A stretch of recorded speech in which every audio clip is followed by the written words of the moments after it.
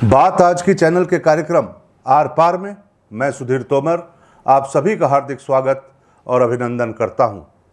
यह कार्यक्रम जैसा कि आप सभी जानते हैं हमारे चैनल हेड श्री सुरेंद्र चतुर्वेदी जी द्वारा लिखित और वादित होता है, लेकिन उनकी अनुपस्थिति में मैं इसे अपनी वाणी दे रहा हूं। अजमेर की हरियाली को सुरक्षित रखने के लिए आगे आ रहे हैं युवा वकील। महिंद्रा के चेयरमैन आनंद महिंद्रा को एनजीटी ने जारी किया नोटिस। हटाना पड़ सकता है पेड़ों को काटकर बनाया गया आलीशान शोरूम। अजमेर को हरा भरा बनाने की दिशा में अब अजमेर के युवा वकील भी आगे आने लगे हैं। हरियाली के दुश्मन चाहे जितने भी ताकतवर या धन कुबेर क्यों ना हो, युवा वकील उनकी कोई परवाह नहीं कर रहे। इसे हम अच्छे दिनों की शुरुआत मान सकते हैं।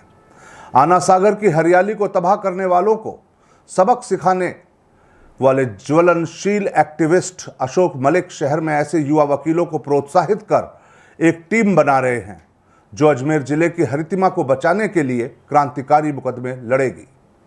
उनके पुत्र ध्रुपद मलिक पहले से इस दिशा में कई ताकतवर दुश्मनों से लोहा ले चुके हैं। आपको याद होगा कि किस तरह नगर निगम के एक अधिकारी ने उनको अपने रास्ते से हटाने के लिए सुनियोजित षड्यंत्र के तहत जेल भिजवा दिया था। अब उन्होंने अपने सभी दुश्मनों को छठी का दूध याद दिलाना शुरू कर रखा है। इसी क्रम में अब एक और युवा वकील ने अपनी पहली पारी शुरुआत कर दी है।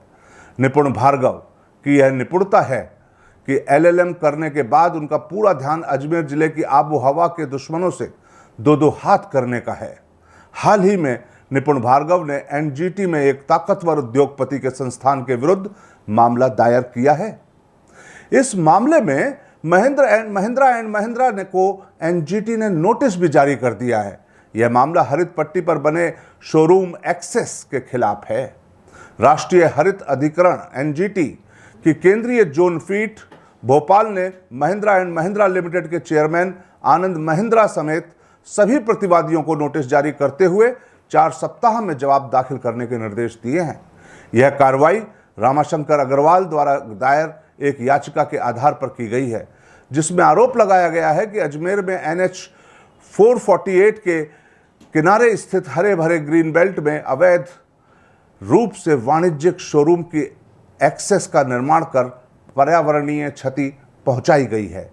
याचिकाकर्ता रमाशंकर अग्रवाल की ओर से अधिवक्ता निपुण भार्गव ने दलील दी कि अजमेर के मास्टर डेवलपमेंट प्लान 2033 के तहत जिसे हरित पट्टी घोषित किया गया है, वहां महिंद्रा के अधिकृत डीलर परम ऑटोमोबाइल्स द्वारा शोरूम निर्माण किया गया है।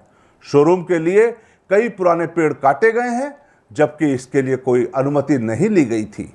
निर्माण के लिए जमीन उपयोग परिवर्तन, लैंड यूज कन्वर्जन, भवन योजना स्वीकृति अर्थात बिल्डिंग प्लान अप्रूवल या व्यावसायिक जोनिंग अनुमति भी नहीं ली गई है। निपुण भार्गव के अनुसार इस कार्रवाई ने न केवल हरित क्षेत्र को समाप्त किया है, बल्कि सुप्रीम कोर्ट एवं एनजीटी द्वारा पूर्व में जारी आदेशों की भी अवहेलना की है। याचिकाकर्ता ने एनजीटी एक्ट 2010 की धारा 14, 15 और 17 के तहत राहत मांगी है।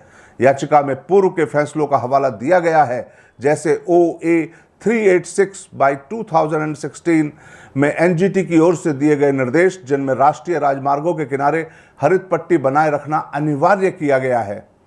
राजस्थान हाईकोर्ट के गुलाब कोठारी बनाम राजस्थान राज्य मामले का जिक्र भी यहाँ करना जरूरी है, जिसमें हरित पट्टी को संरक्षित रखने का स्पष्ट निर्देश है। एनजीटी की खंडपीठ में न्यायमूर्ति सीओ कुमार सिंह न्यायिक सदस्य एवं डॉक्टर A सेंथिलवेल विशेषज्ञ सदस्य की पीठ ने हाल ही में 1 जुलाई को सुनवाई करते हुए सभी प्रतिवादियों को नोटिस जारी किए हैं। महिंद्रा एंड महिंद्रा के चेयरमैन की ओर से अधिवक्ता प्रतीक गिरी गोस्वामी ने उपस्थिति दर्ज कराई। इस मामले में एक संयुक्त समिति भी गठित की गई है, जिसमें अजमेर के जिला कलेक्टर, अजमेर विकास प्राधिकरण और राजस्थान राज्य प्रदूषण नियंत्रण मंडल के प्रतिनिधि शामिल होंगे। समिति को स्थल निरीक्षण कर 6 सप्ताह में तथ्यात्मक रिपोर्ट देने का निर्देश दिया गया है। याचिका में यह भी मांग की गई है कि परम ऑटोमोबाइल्स द्वारा बनाए गए शोरूम को तुरंत हटाया जाए। भार्गव ने अपील की कि NHAI और स्थानीय प्राधिकरण को हरित पट्टी की बहाली हेतु आदेश दिया जाए। दोषी संस्थाओं पर पोल्यूटर पेज प्रिंसिपल के तहत पर्यावरणीय क्षतिपूर्ति लगाई जाए। इस मामले की अगली सुनवाई 1 सितंबर 2025 को निर्धारित की गई है।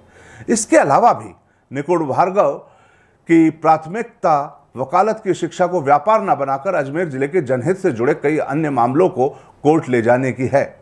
आज इतना ही, फिर मिलेंगे अगली बार। तब तक के लिए धन्यवाद।